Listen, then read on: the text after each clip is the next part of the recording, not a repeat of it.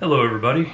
So today what I want to talk about is something that I guess is considered tackle talk or discussion, but every time I'm out on the lake, or same thing as this morning when I went fishing at the boat ramp, you run into other people fishing, and the number one questions that you always share or ask each other, did you have any luck? Did you catch anything today? You go into a little bit of talk about that.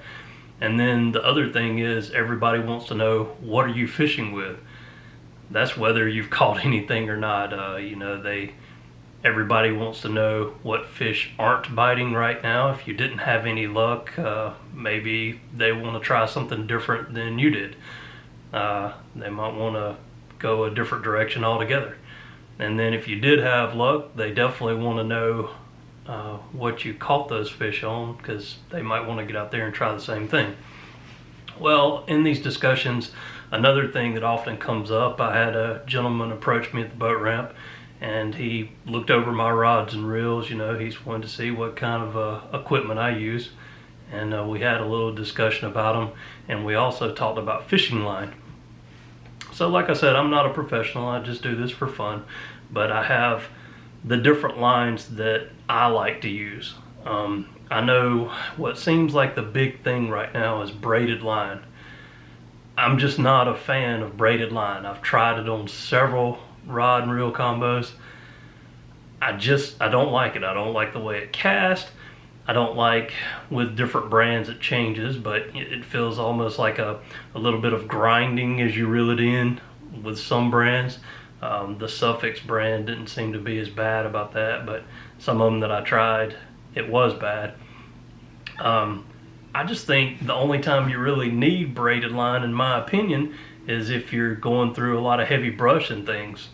So I use it in that case, but I know some people, they put braid on every rod they have, and then they'll usually do like a fluorocarbon leader. I just, my own opinion, I just don't, care to do that. Even when you have it tied together, you can always feel when you run into that leader. I go straight fluorocarbon on all of my rod and reels, except for the one that I use to fish in heavy brush, and I keep braid on it. And then I keep one rod with monofilament on it, which I use for top water. So when I'm doing top water, the monofilament line, it doesn't sink, it just kind of floats. So it works better when you're fishing top water. The fluorocarbon is definitely tougher, is more difficult for the fish to see. So I think it, is my better all-around line or all-purpose line. So I try to primarily use that on everything. I really like it. I've had no issues using it whatsoever. I know some people have told me that the memory of it, they don't like that. Some people talk about fluoro burn. I think that's where, when they're tying their knots, they just don't wet it, and when they pull it tight, it kind of burns the line a little bit and the knot can come loose. I've heard about that. I hadn't really had it happen. So anyway, let me just show you what I use, and I'll put links in the description so that if you choose and want to try out the same lines, you can. So as we've talked about before, the majority of my life I've done pan fishing and catfish. I've always been a big fan of the Stren name brand, and that's with that type of fishing. I've always just used regular monofilament. So fluorocarbon is newer to me. I haven't actually been using it that long. Even when I started doing more bass fishing when I first started out, I just stuck with monofilament because that's what I'd always used. I guess fluorocarbon, I know it's been around for a number of years. I don't know the history of it, but it's a much bigger to do now, just because it's so much more difficult for the fish to see in the water. And is a lot tougher than a mono too. It doesn't have the give that monofilament does, and I think a lot of people talk about that's what they worry about when you set the hook. You're not having any give in it, so it can rip the hook right through a fish's lips or mouth. I guess I'm not like the power fisherman you'll see in videos when I catch fish, when I go to set the hook. Now, depending on what bait I'm using, if I'm using a crank or something with treble hooks on it, I set the hook pretty lightly. I don't really just yank it out of the water. I think you can do some damage if you do things like that, but I see people do it all the time, and I guess they want to really ensure they get that hook set. With fluorocarbon, you know, you just have to be a little more careful, I guess. The monofilament line has a little bit extra give, so some people think that's definitely a pro to the line, so you know, you can give it that extra pull for a hook set. But anyway, without going into that more, let me just show you what I use. So I have one of the little planar or plano line holders. Now, I keep two kinds of braid, and I used to have a bunch of different ones just to try it out, lots of different name brands, and most people I talked to recommended the Suffix 832. So that's kind of what I've moved to now for the one rod and reel that I have it set up on.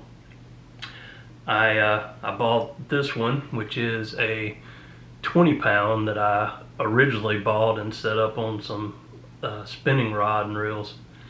I was testing that out. I mean, if you like braid, it did fine. Like I said, I'm just not a fan of braid.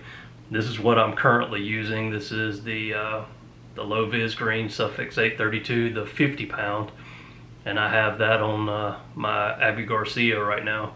And like I said, I only use that if I'm fishing some brush and heavy cover. Like I said, I am a fan of string, so I've always kept some of that. This is just a monofilament 12-pound. And most of my lines, you know, I'd mentioned before, in my experience bass fishing, the majority of the bass that I've caught have been between 1 and 3 pounds for the most part. So I don't catch a lot of huge fish, anything overly big. I think the biggest bass that I've actually caught has probably been about 4.5 pounds. That's as big as I've ever gotten. So having said that, I don't really put a lot of really high test and high strength line on my rod and reels. I usually use under 15 pounds for sure, but my go-to for my bait casters is always 12 pound. It's just what I stick with. And then on my spinning rods, I usually use 8 pound. So anyway, continuing on.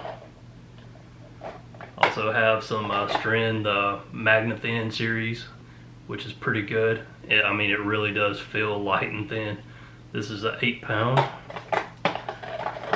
And then the main line that I've switched to, and this isn't for, well, let me just say the reason that I went with this brand is because, like I've told you before, I watch a lot of YouTube videos myself.